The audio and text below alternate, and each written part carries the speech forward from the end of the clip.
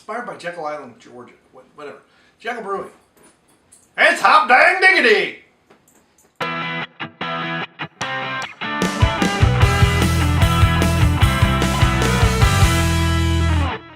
Hey, it's Brain Muffin back with a beer review, and here we have, via our good friend Nick Utam down there in Hotlanta, Georgia, we have Hop Dang Diggity, Southern India Pale Ale.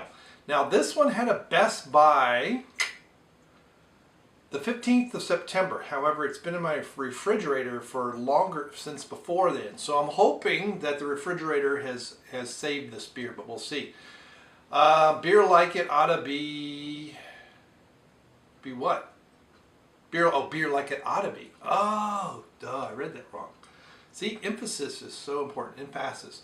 Our IPA was brewed to remind us that the aroma of those tall Georgia pines, while the malty backbone balances everything out. Hopped up like a one-legged chicken, this ain't your standard IPA, darling. I hope not. So let's see what we got as my eyes glaze over. What the heck? My allergies have been going goofy the last several days. My wife and I went out to dinner last night, and we're just sitting there talking. We're done, you know, kind of wrapping up. And all of a sudden, I'm like, we got to go now. My sinuses are going nuts. Don't know why. I'd already put my, packed my leftovers, which I still got to eat. Ooh, wow. Now that is a pine bomb. I mean, that's a pine bomb, and if you inhale deeply enough, you got this malty backbone that's there. Have I checked into this? No, I have not. Interesting. I have 3 friends that have, and they don't give it a very high rating. So 3.33 are what my friends think. Everyone else, 3.8. I'm betting it's that malty backbone. Most of my friends that like IPAs are huge hop heads, and they don't want any malt backbone whatsoever. So this was 74 IBUs. I imagine that is calculated based on boil time. So that malt backbone, I doubt you're going to taste 74 IBUs. I mean, this almost is like a hoppy barley wine in some ways.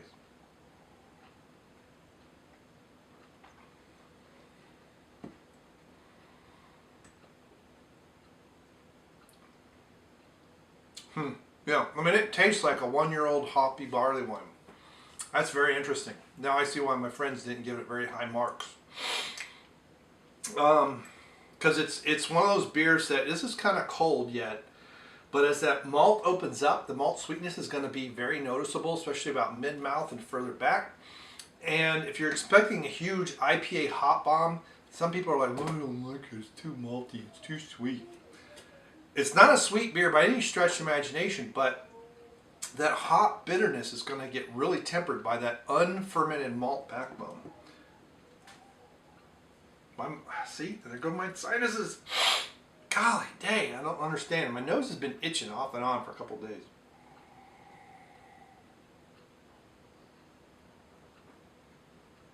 We had rain Friday, but beautiful weather Saturday and Sunday. It's been gorgeous. Kind of warm. That's good. It's not great, but it's good. So let's see, 6.7%. It's a little high for a standard IPA. It's almost in the double IPA territory. It's an SRM of 8 Loveman. Yeah, I want to say it's more of a 15, but when it comes to judging Loveman, I'm kind of, I used to brew, back when I had friends that were drinking a lot of my beers, I used to brew almost once a month, sometimes slightly more. Now it's like once or twice a year. Although WCBS is local, but not all of them are on the show anymore, and getting rid of my beer has been the biggest problem.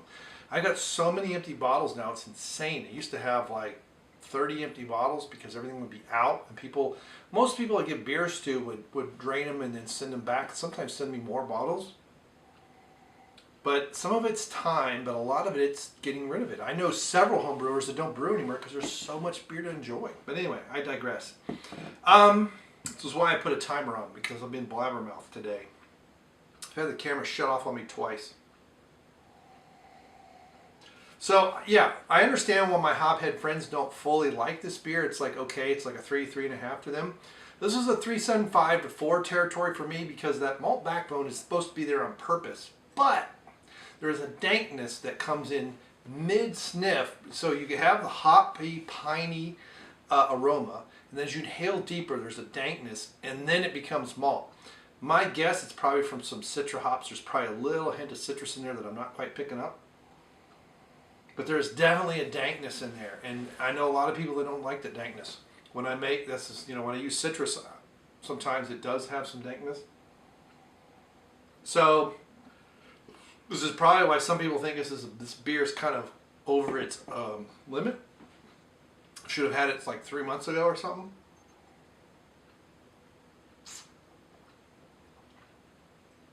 But it's not quite a 4. There goes my timer at 6 minutes. This is like a 3.75. It's a 3.75. It's not quite a 4. Now, granted, maybe because this beer is a little old. And I thought I chose 3.75, but it looked like I corrected it. It checked in at a 4. But this is pretty good. I would love to try this a little fresher. I mean, it was in my refrigerator for most of the time. I've had it since, Nick brought this by on our way to Horror Hound, and that's been like 6 weeks ago. And then I got back, I put it in the refrigerator, and then I got sick, and then I had no time, and now I'm finally reviewing some of these beers. But I like the idea of a Southern IPA. In particular, it's almost like a Georgian IPA. You get into Tennessee and some other, well, there's still pine trees and stuff, but I like the idea of a very piney IPA with a big malt backbone. What I would like to see in this is bigger pine aroma, so some more dry hop, and let's, at 6.7%, just push it to 7.5. Especially at 7.5, you can secondary, and that alcohol will pull some more of that pine flavor out. But the pine ought to be noticeable. It shouldn't smell like a bottle of pine salt, but it should kind of really take the senses by storm on the pineness. That's just my opinion. So, what do you think of Jekyll Brewing's Hop Dang Diggity? Do you like it, not like it? Do you like to have this with, say, some hot chili or some crayfish, some spicy crayfish, Cajun crayfish? I don't know what the cuisine in Georgia is like. Let me know what you would eat with this. It's a quasi-native Georgian dish, other than peaches, because peach cobbler would not go well with this at all. All right. Thank you very much. You think 3.75 is good, bad, indifferent, whatever, let me know. Thanks for sharing. Thanks for clicking the bell icon over here as well and getting notifications. I noticed, I want to do more live stuff, and hopefully we will. And I'm surprised when I go live sometimes I get half a dozen people or so. I mean, for a small channel like mine, that's quite a bit. I mean, for WCBS, that's nothing. I mean, Jeff gets 400 people within 5 minutes of going live with Good Morning Pop Culture. So there we go. All right. Share the living crap out of this video and any other find some smaller channels where they do beer reviews. Subscribe and just tweet every single video of theirs. We really need your help as a collective group. YouTube really, this is on all seriousness. YouTube is trying to bury anything somewhat controversial. And drinking alcoholic beverages on camera is not exactly commercial friendly. So let's change the tide. Why are we so Puritan anymore? This is stupid. Prohibition's been over for what, 80 years? Let's get on with life and enjoy it. All right, thank you very much and see you later. Goodbye.